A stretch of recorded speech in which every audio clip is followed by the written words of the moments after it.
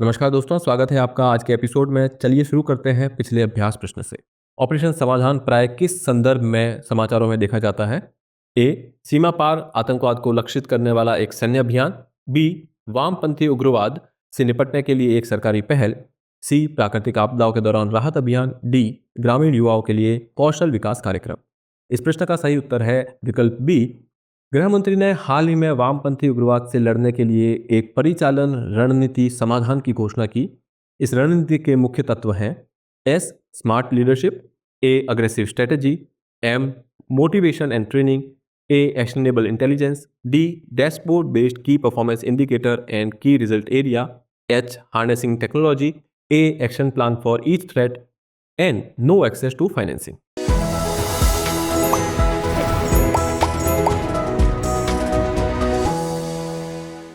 तो चलिए शुरुआत करते हैं आज के एपिसोड के पहले प्रश्न की। निम्नलिखित कथनों पर विचार कीजिए। पहला, भारत विश्व की 5वीं सबसे बड़ी अर्थव्यवस्था है और वर्तमान में इसे विकसित राष्ट्र के रूप में वर्गीकृत किया गया है। दूसरा, विकसित देश से तात्पर्य एक परिपक्व और उन्नत अर्थव्यवस्था वाले राष्ट्र से है जिसमें उच्च स्तर का औद्योगिकीकरण, तकनीकी अवसंरचना और समग्र सामाजिक कल्याण शामिल है। उपयुक्त में से कौन सा या कौन से कथन सही है या है? ए, केवल एक। बी, केवल दो। सी, एक और दो दोनों। डी, न तो एक और न ही दो। इस प्रश्न का सही उत्तर है विकल्प बी। भारत जो 3.42 लाख करोड़ अमेरिकी डॉलर के सकल घरेलू उत्पाद के साथ विश्व की 5वीं सबसे बड़ी अर्थव्यवस्था है, वर्तमान में एक विकासशील राष्ट्र के रूप में वर्गीकृत है। अतः कथन एक सही नहीं है। विकसित देश से तात्पर्य एक परिपक्व और उन्नत अर्थव्यवस्था वाले राष्ट्र से है जिसकी विशेषता उच्च स्तर का औद्योगिकीकरण, तकनीकी अवसंरचना और समग्र सामाजिक कल्याण है। अतः कथन दो सही है। चलिए अगला सवाल देखते हैं। डिजिटल व्यक्तिगत डेटा संरक्षण अधिनियम 2023 के संबंध में निम्नलिखित कथनों पर विचार कीजिए। यह किसी व्यक्ति के व्यक्तिगत डेटा के प्रसंस्करण के लिए सहमति को प्राथमिक कारक मानता है। दूसरा है, कुछ प्रकार के संवेदनशील व्यक्तिगत डेटा को भारत में ही संग्रहित और संसाधित किया जाना आवश्यक है। उपयुक्त में से कौन सा या कौन से कथन सही है या है? ए, केवल एक। बी, केवल दो। सी, एक और दो दोनों। डी, न तो एक और न ही दो। इस प्रश्न का सही उत्तर है विकल्प सी। डीपीडीपी अधिनियम 2023 किसी व्यक्ति के व्यक्तिगत डेटा को संसाधित करने के लिए सहमति को प्राथमिक कारण मानता है। अतः कथन एक सही है। हालांकि ऐसी सहमति स्वतंत्र, विशिष्ट, सूचित, बिना शर्त और स्पष्ट होनी चाहिए। इसके अतिरिक्त सहमति उस विशिष्ट उद्देश्य तक ही सीमित होनी चाहिए जिसके लिए इसे प्राप्त किया गया है। कुछ प्रकार के संवेदनशील व्यक्तिगत डेटा को भारत के भीतर संग्रहित और संसाधित किया जाना आवश्यक है। अतः कथन दो सही है। देखते हैं अगला प्रश्न। उपभोक्ता मूल्य सूचकांक के संबंध में निम्नलिखित कथनों पर विचार कीजिए। पहला, यह खुदरा खरीदार के नजरिए से मूल्य परिवर्तन को मापता है। दूसरा, इसे राष्ट्रीय सांख्यिकी कार्यालय NSA द्वारा वर्ष 2012 को आधार वर्ष मानकर जारी किया जाता है। तीसरा, मौद्रिक नीति समिति यानी कि मॉनेटरी पॉलिसी कमेटी मुद्रास्फीति को नियंत्रित करने के लिए CPI डेटा का उपयोग करती है। उपयुक्त कथनों में से कितने सही है या है? ए, केवल एक। बी, केवल दो। सी, सभी तीनों। या डी, कोई भी नहीं। इस प्रश्न का सही उत्तर है विकल्प सी। उपभोक्ता मूल्य सूचकांक खुदरा खरीदार के दृष्टिकोण से मूल्य परिवर्तनों को मापता है। अतः कथन एक सही है।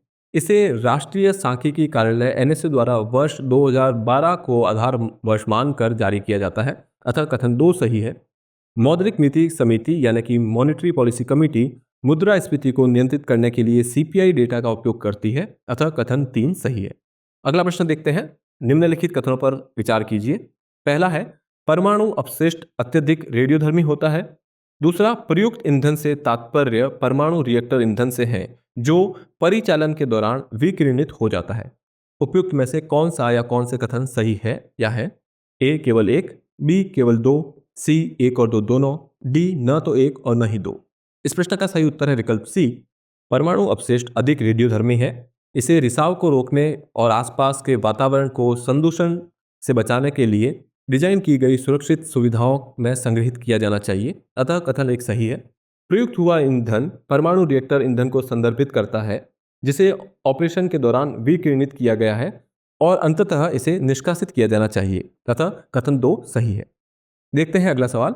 निम्नलिखित कथनों पर विचार कीजिए। कथन एक, राजकोषीय नीति के माध्यम से किसी देश की सरकार अर्थव्यवस्था के संचालन के लिए कर राजस्व और सार्वजनिक व्यय के प्रवाह को नियंत्रित करती है। कथन 2, तीव्र आर्थिक विकास प्राप्त करना भारत सरकार द्वारा तैयार की गई राजकीय नीति के प्रमुख लक्ष्यों में से एक है। उपयुक्त कथनों के संबंध में निम्नलिखित में से कौन सा सही है? ए, कथन 1 और कथन 2 दोनों सही है। कथन 2 कथन 1 की सही व्याख्या है। बी, कथन 1 और कथन 2 दोनों सही हैं, लेकिन कथन 2 कथन 1 की सही व्याख्या नहीं है। सी, कथन 1 सही है लेकिन कथन 2 सही नहीं है। डी, कथन 1 सही नहीं है लेकिन कथन 2 सही है। इस प्रश्न का सही उत्तर है विकल्प ए। राजकोषीय नीति अर्थव्यवस्था को प्रभावित करने के लिए सरकारी राजस्व एवं व्यय का उपयोग है।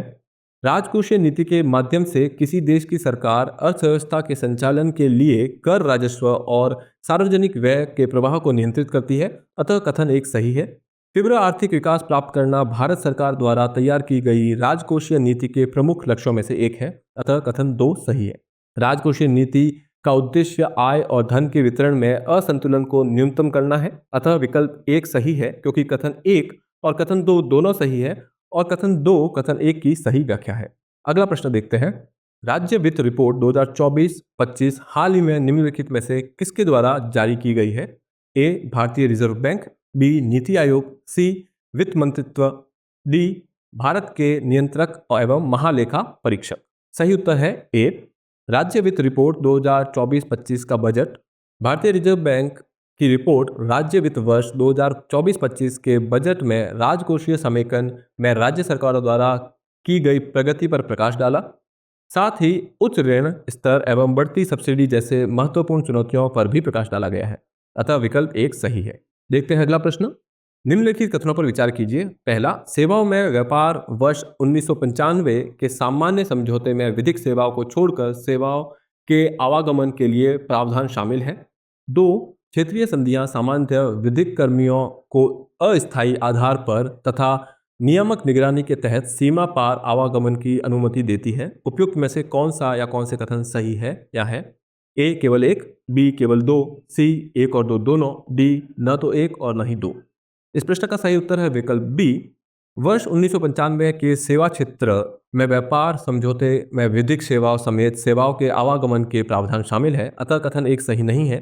कई क्षेत्रीय समझौतों ने इसके समर्थन के लिए रूपरेखा स्थापित की है, जैसे कि उत्तरी अमेरिका मुक्त व्यापार समझौता वर्ष 1994, आसिया दक्षिण पूर्व एशियाई राष्ट्रों का संघ सेवाओं का ढांचागत समझौता 1995, कनाडा और यूरोपीय संघ के बीच व्यापक आर्थिक और व्यापार समझौता 2016 आदि। ये संधियां केवल अस्थायी आधार पर और विनियामक निरीक्षण के तहत विधिक कर्मियों की सीमा पार आवागमन की अनुमति देती है, अतः कथन 2 सही है। देखते हैं अगला सवाल। निम्नलिखित कथनों पर विचार कीजिए। 1, शाही जामा मस्जिद उत्तर प्रदेश के संभल जिले में स्थित है। 2, यह मस्जिद बाबर के शासनकाल 1526 से 1530 में निर्मित हुई है। उपयुक्त में से कौन सा या कौन से कथन सही है या है? ए, केवल 1। बी, केवल 2। सी, 1 और 2 दोनों। डी, न तो 1 और न ही 2। इस प्रश्न का सही उत्तर है विकल्प सी। शाही जामा मस्जिद उत्तर प्रदेश के संभल जिले में स्थित है, अतः कथन 1 सही है। यह बाबर के शासनकाल 1526 से 1530 के दौरान निर्मित 3 मस्जिदों में से एक है, अतः कथन 2 सही है। अन्य मस्जिदों में पानीपत की मस्जिद और अब ध्वस्त हो चुकी बाबरी मस्जिद शामिल है। इतिहासकार हावर्ड क्रेन ने अपनी कृति the patronage of Babur and the origins of Mughal architecture में मस्जिद की स्थापत्य कलाओं की विशेषताओं का वर्णन किया है, अतः विकल्प सी सही है। देखते हैं अगला प्रश्न। निम्नलिखित कथनों पर विचार कीजिए। पहला, हाल ही में डेटा प्रोटोकॉल के आदान प्रदान की रूपरेखा और Indian biological data centre portal launch किया गया है। दूसरा, भारतीय जीनोमिक डेटा सेट द्वारा 10,000 जीनोम नमूनों को भारत और दुनिया भर के शोधकर्ताओं के लिए उपलब्ध कराया गया है। उपयुक्त में से कौन सा या कौन से कथन सही है या है? ए, केवल 1। बी, केवल 2। सी, 1 और 2 दोनों। डी, न तो 1 और न ही 2। इस प्रश्न का सही उत्तर है विकल्प सी। नई दिल्ली के विज्ञान भवन में आयोजित जीनोम इंडिया डेटा कॉन्क्लेव में केंद्रीय विज्ञान और प्रौद्योगिकी राज्य मंत्री स्वतंत्र प्रभार डॉक्टर जितेंद्र सिंह ने घोषणा की कि भारत अब विदेशी जीनोमिक डेटा पर निर्भर नहीं है। डॉक्टर जितेंद्र सिंह ने डेटा प्रोटोकॉल के आदान प्रदान की रूपरेखा और Indian biological data centre portal launch किया, अतः कथन 1 सही है। प्रधानमंत्री नरेंद्र मोदी के नेतृत्व में भारतीय जीनोमिक डेटा सेट का अनावरण किया गया। इसके द्वारा 10,000 जीनोम नमूनों को भारत और दुनिया भर के शोधकर्ताओं के लिए उपलब्ध कराया गया। अतः कथन 2 सही है। देखते हैं अगला प्रश्न। निम्नलिखित कथनों पर विचार कीजिए। 1. हाल ही में फ्यूचर फॉर जॉब रिपोर्ट 2025 विश्व आर्थिक मंच द्वारा जारी की गई। दूसरा, वैश्विक लिंग अंतर रिपोर्ट विश्व आर्थिक मंच द्वारा जारी की जाती है। उपयुक्त में से कौन सा या कौन से कथन सही है या है? ए केवल 1, बी केवल 2, सी 1 और 2 दोनों, डी न तो 1 और न ही 2। इस प्रश्न का सही उत्तर है विकल्प सी। हाल ही में विश्व आर्थिक मंच द्वारा जारी फ्यूचर फॉर जॉब रिपोर्ट 2025 जारी की गई। इसके अनुसार अगले 5 वर्षों में कृत्रिम बुद्धिमत्ता यानी एआई, बिग डेटा और सुरक्षा प्रबंधन विशेषज्ञ सबसे तेजी से बढ़ने वाली नौकरियां होंगी। अतः कथन 1 सही है। WEF द्वारा प्रकाशित महत्वपूर्ण रिपोर्ट्स: वैश्विक प्रतिस्पर्धात्मकता रिपोर्ट, वैश्विक जोखिम रिपोर्ट, वैश्विक लिंग अंतर रिपोर्ट, वैश्विक सामाजिक गतिशीलता रिपोर्ट, ऊर्जा संक्रमण सूचकांक और यात्रा एवं पर्यटन प्रतिस्पर्धात्मकता रिपोर्ट। अतः कथन 2 सही है।